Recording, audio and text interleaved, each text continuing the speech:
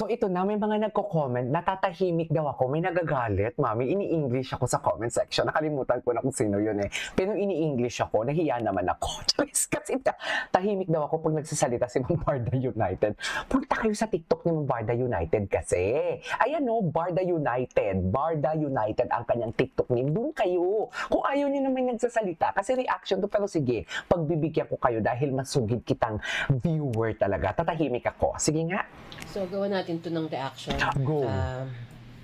Sikatin natin tong person na ito. Si Melay. Kasi, this person... Wait lang. Tatahimik muna ako kasi akala ko talaga ako ang basher dyan. Kasi ang laki-laki ng mukha ko, mami. Akala ko talaga ako yung sinasabihan ng fake news peddler dyan.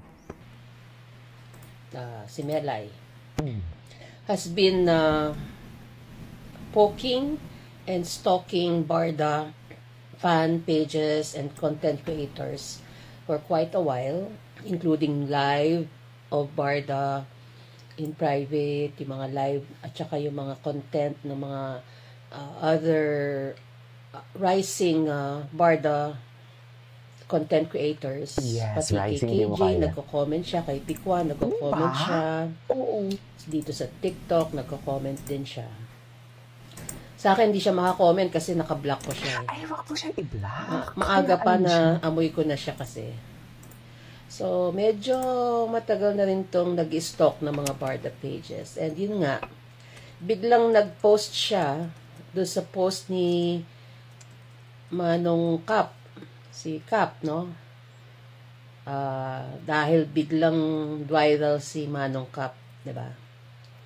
So, gusto niyang maki-join, makisawsaw sa ating sikat na Barda, instant Barda fan, si Cap. Gusto niyang sumali at makisawsaw sa trending topic na ito, na yung ako ang bagong baby ni David. Sumasakay siya, in other words. Okay. Pero nakakatawa po yung kanyang sinabi. Sabi niya, naku, magseselos si A niyan.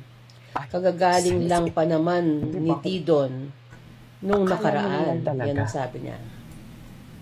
So I would suspect, if this is her narrative, it's either she's panot or she's one of those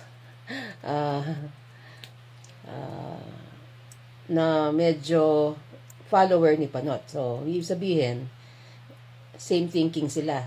Either it's one or the other. So, whatever. Ang tanong ko sa'yo, Melay, bakit magsiselos si A? Unang-una. Tsaka may iba. Paano mo nalaman na magsiselos si A? Kilala mo ba siya? Ang mas importante tanong, kilala ka ba niya?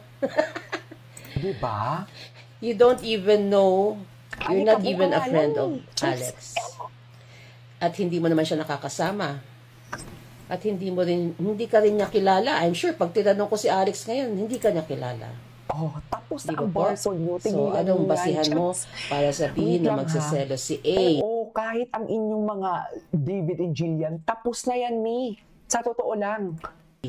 Mas marunong ka pa sa kanya. Pinapaasa lang kayo, pero kami, andito pa din kami, kinikilig. At ano ang proof mo na wala man silang bagong mga ayuda na magkasama sila. Pero bakit kami kinikilig? Because hindi nagsisinungaling ang tadhana.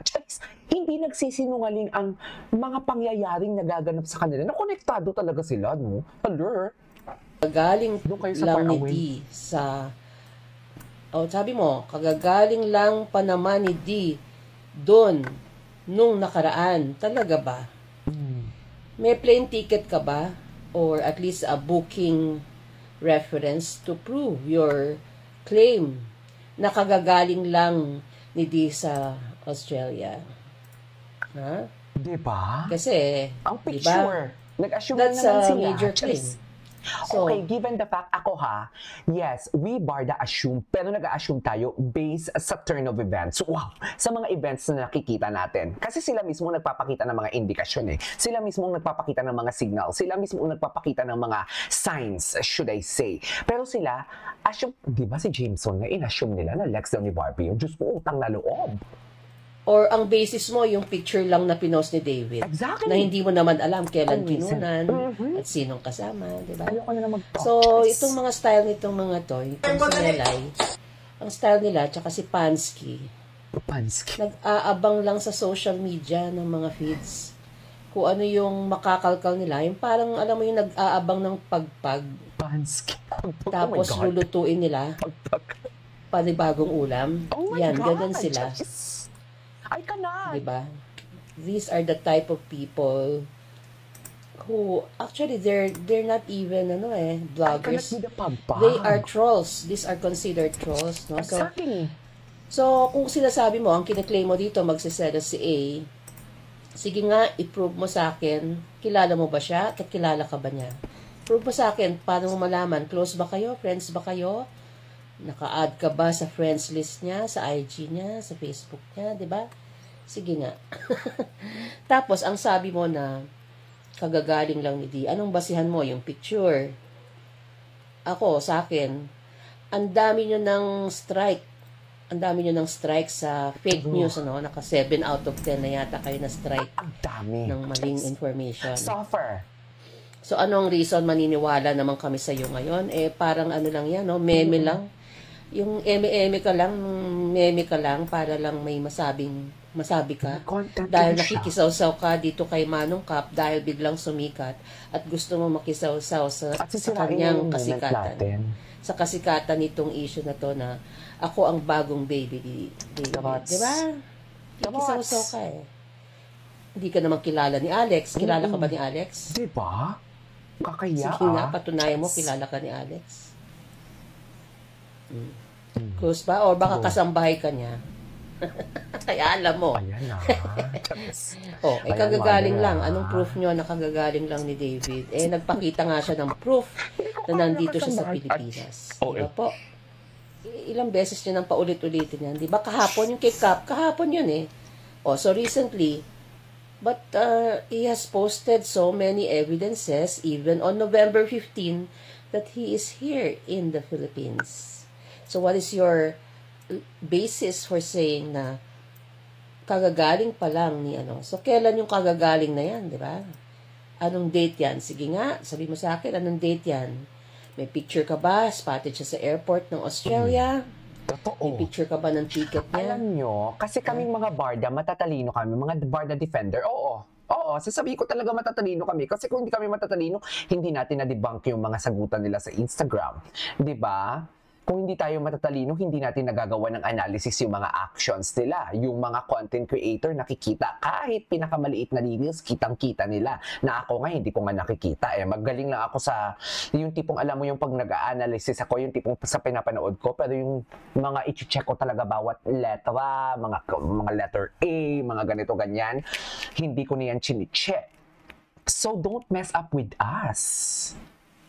Wow. May picture ka ba ng kasama sila?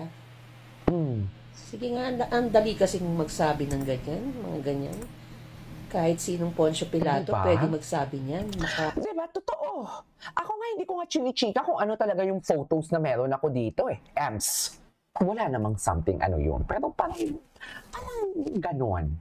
Fake news ka lang, makapang-assert ka lang, di ba? And that's the type of person you are, Melay. So, ibig ko sabihin, sige nga patunayan mo sa amin yung sinasabi mo. I would like to see a plane ticket na galing nga si David. Siyempre Hindi lang wala, yung picture i-deny nila yan. na nag-Melbourne siya. At wala nga silang mukha eh. Kasi that Diba? picture can be Pare- old, pareha it can silang be lahat. new, and even if Matapang it's lang yan new, sila kasi walang so mukha. what? Ganun Ano yun. ba si Alex? Wala naman si Alex sa picture eh. Diba? Hindi nga tayo sure kung si Tsaka Alex na ang ba talaga yun. bakit hindi nyo binabalita na tsaka bakit magsiselos kung nag-unfollow na, di ba? Ay, Tsaka nag-unfollow na ba nag-unlike talaga? na siya Confirm ng na ba post talaga? ni David. Yeah? Yun, firm na ba talaga, Mimi? Ayan Bakit, na. bakit Chismosa ka din. magsiselos pag ganun ang situation? Napaka-chismosa Tsaka niyo bakit talaga. yun, hindi nyo binabalita yun? nga, nagtataka ako kasi although nag-post si David na nasa Melbourne siya, nagtataka ako sa grupo ni Pansky na hindi nila kinokontra na nasa Melbourne siya. At hindi nila pinapasok yung na hindi siya nagsasalita na nando si Alex. Sinabi niya lang nasa Melbourne lang. Wala siyang angle na A. Di ba po? So, maraming kailangang explain tong mga grupo na to na nagke-claim sure. Nagke-claim sure kayo na ano na parang close kayo. Parang close kayo kay Alex, kay David. Hindi naman, hindi kayo kilala ng mga yan. Sino ba kayo? Kilala ba kayo ni David? At saka ni A personally? Diba? Ha? Close kayo? Di ba hindi? Unless close kayo, sabi mo sa akin, sige, patunayan mo sa akin. Yun na si Ma'am Border United. Para naman maniwala kami sa'yo, di ba? But Diyos ko, other than matagal that, pala itong video you are na to. just, Totoo ba? pinaglololoko mo lang ang mga fan, nang aasar ka lang. Pinaglololoko nyo ang tao. Nakailang beses na kayong fake news, 7 siguro out of 10. I mean, at least 70% of what you posted.